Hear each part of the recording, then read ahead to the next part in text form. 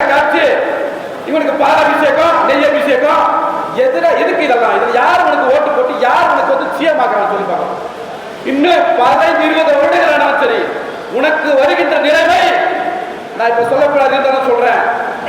தேமுதிக நிறுவனர் விஜயகாந்த் அவர்கள் கட்சி ஆரம்பிக்கும் போது எப்படி போலாச்சினார் நம்ம எல்லாமே கடைசியில் என்ன நிலைமை.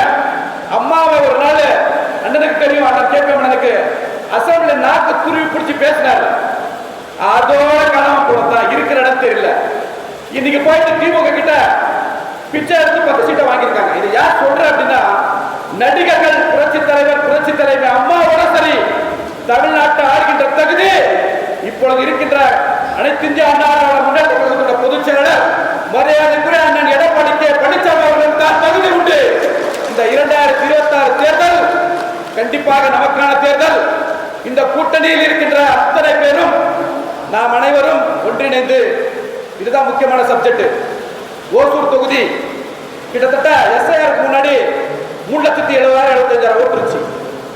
எஸ்ஐஆருக்கு அப்புறம் நிறைய இந்த கள்ள ஓட்டு இருந்தது இல்லாதது ஓடி போனது ஊரை ஓட்டு போனதெல்லாம் போய் கிட்டத்தட்ட ஒரு 30,000-35,000 ஓட்டு போச்சு. இப்ப இருக்கிறது 3,27,000-28,000 இருக்கு. இது ஒரு பயம் திமுக காரனுக்கு. ஏன்னா ஒரு 25,000-30,000 இருந்தா கள்ள ஓட்டு போட்டு ஏதோ நம்ம ஜெயிச்சுட்டு இருக்கலாமே. இப்ப அதுவும் முடியாது. இருக்கிற ஓட்டு 20,000-30,000-40,000 போச்சு.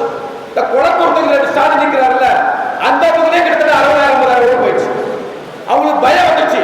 அதுக்கு தான் இப்ப நம்ம பொதுச் செயலாளர் தேர்தல் அறிக்கை கொடுத்து பார்த்துட்டு புதுசாக தேர்தல் அறிக்கை கொடுக்குறான்.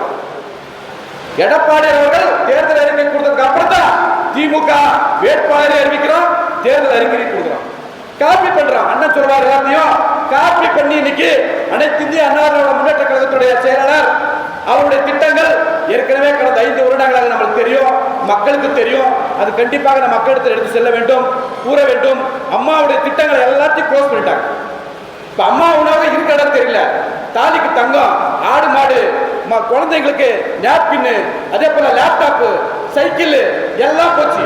இப்ப என்னடா விளம்பரம், லேடிஸுக்கு 1000 ரூபாய் பஸ் ஃப்ரீ, ஒரு நாளைக்கு 10 ரூபாய்னா 30 நாளைக்கு 300 ரூபாய், ஒரு மாசத்துக்கு 300, 12 மாசத்துக்கு 3600.